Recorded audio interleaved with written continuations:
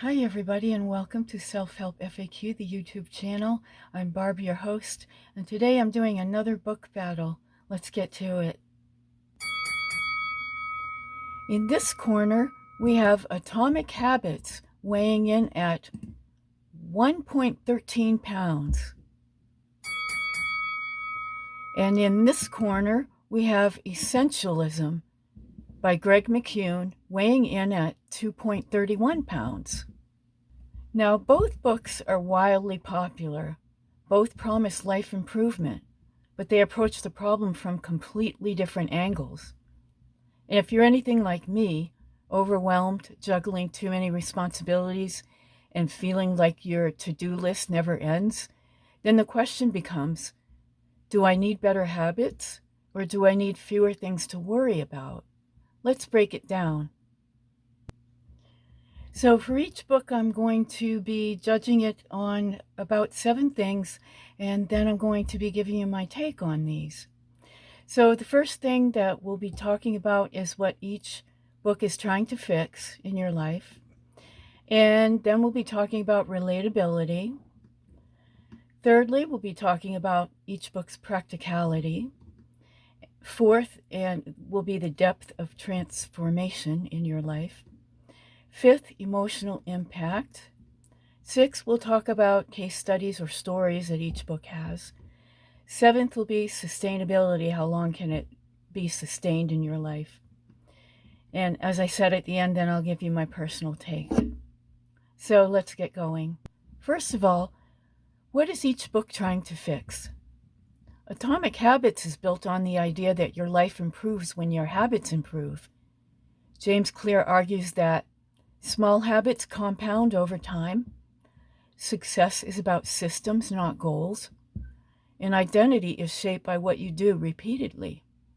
In other words, if you fix your daily habits, everything else follows. Essentialism, on the other hand, starts in a totally different place. Greg McKeown says the real problem isn't bad habits, it's too many commitments. So essentialism is about eliminating non-essential obligations, saying no more often, doing less but better, and creating space to focus on what truly matters. So right away, we're looking at two very different philosophies. Atomic Habits says, optimize what you're already doing. Essentialism says, stop doing so much in the first place. Number 2, what about relatability? In terms of relatability, Atomic Habits is extremely accessible. The examples are familiar: going to the gym, eating better, procrastinating, building routines. It's easy to see yourself in these stories, and the writing is very friendly. Essentialism is also relatable, but in a different way. It resonates most if you're overcommitted, burned out, stretched thin, or feeling pulled in too many different directions. If you're not overwhelmed, essentialism might feel abstract. But if you are overwhelmed, it can feel like someone finally put words to your experience. So for relatability, Atomic Habits works for almost everyone. Essentialism works especially well for people at capacity. Now, category 3 is about practicality. This is where Atomic Habits really shines. It gives you the 4 laws of behavior change, clear steps, concrete strategies, and very actionable advice. You can walk away and say, okay, I know exactly what to do next. Essentialism is practical too, but not in a checklist way. It asks the bigger questions like, what actually matters? What am I saying yes to this? Or why am I saying yes to this? What am I afraid to let go of? The practicality comes from decision making, not task lists. So, Atomic Habits has tactical practicality, but essentialism has strategic practicality. Category number 4 is depth of transformation. This is where the books really diverge. Atomic Habits creates gradual transformation. It works slowly through consistency and repetition. If you apply it over time, it absolutely can change your life. But essentialism can create a sudden shift. For some people, realizing, I don't have to do all of this, is life-changing almost immediately. It doesn't add new systems. It removes pressure. That's a very different kind of transformation. And for overwhelmed people, it can feel deeper. Now, let's talk about category 5, emotional impact. Emotionally, these books are very different. Atomic Habits is encouraging, motivating, optimistic. It makes you feel capable and hopeful. But Essentialism can feel relieving. It gives you permission to stop, to say no, to disappoint people, and to choose yourself. If you've been running on empty, Essentialism can hit harder emotionally because it validates something you've probably been feeling for a long time. Now, category 6 is about case studies and stories. And what I found was that Atomic Habits is packed with stories about athletes, artists, and business leaders. They're memorable and easy to retell, which is great for teaching. Essentialism uses stories too, but fewer of them. It relies more on concepts and reflection. So if you love concrete examples, Atomic Habits wins here. A couple of the things that I remember the most from each book. In Atomic Habits, one of my most favorite sentences was, "Desire is the engine that drives behavior." And I think that's very true, that you can form a new habit, especially if you know at the end of it something good is going to happen or you're going to get something good. I know that that works for me a lot.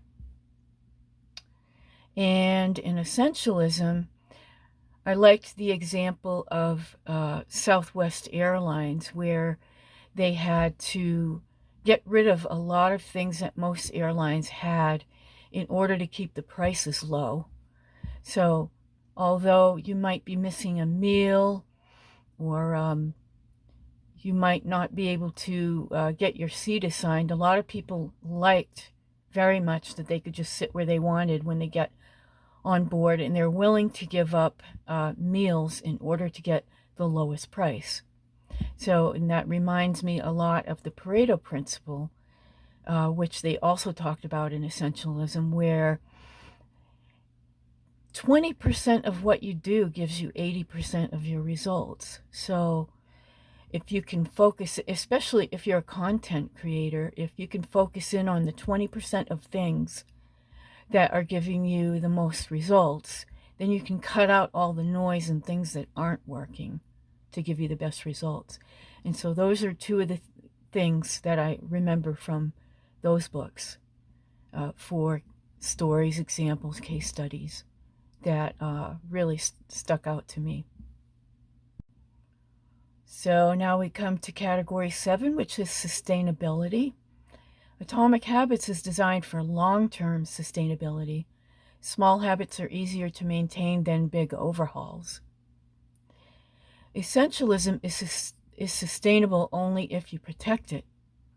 Life will always try to add more requests, more responsibilities, more obligations. Essentialism requires ongoing boundaries. This can be hard, but it can also be freeing. Well, now the battle is over. Okay, so with all that said, let me give you my personal take. This is where I want to be very honest. In this season of my life, I find Essentialism helps me more than Atomic Habits. And here's why. I'm not struggling because I don't know how to build habits. I'm struggling because I have too much on my plate already. So when I read Atomic Habits, part of me thinks, okay, now I need to change this habit, and this habit, and this habit, and so on. And honestly, that just makes me feel more overwhelmed. So essentialism, on the other hand, asks, what can you let go of? And so to me, this feels more like relief. For me, the problem isn't discipline, it's volume. So while atomic habits may win objectively in several categories, essentialism speaks to me more in my current reality. So what's the final verdict? Well, based on structure, practicality, and broad appeal, and after reading all the reviews on it, I find that most people are finding Atomic Habits the stronger all-around self-help book. But personally, for me, in my moment in this life, Essentialism is the book I need. And here's the takeaway for you. If you feel lazy, inconsistent, and unfocused, then I would suggest you get Atomic Habits. If you feel overwhelmed or burned out or stretched too thin, then get Essentialism. Sometimes the most powerful self-improvement move isn't doing more, it's doing less. So now we come to the end of it all, and if I want to know if you've read either one of these books, let me know if you have in the comments, and I'd love to know which one helped you more and why. And if this video helped you to think differently about productivity, please like and subscribe and let me know what book battles you'd like to see more of in the future or next. Thanks for watching, and I'll see you in the next one. Have a great day, and talk to you soon. Bye for now.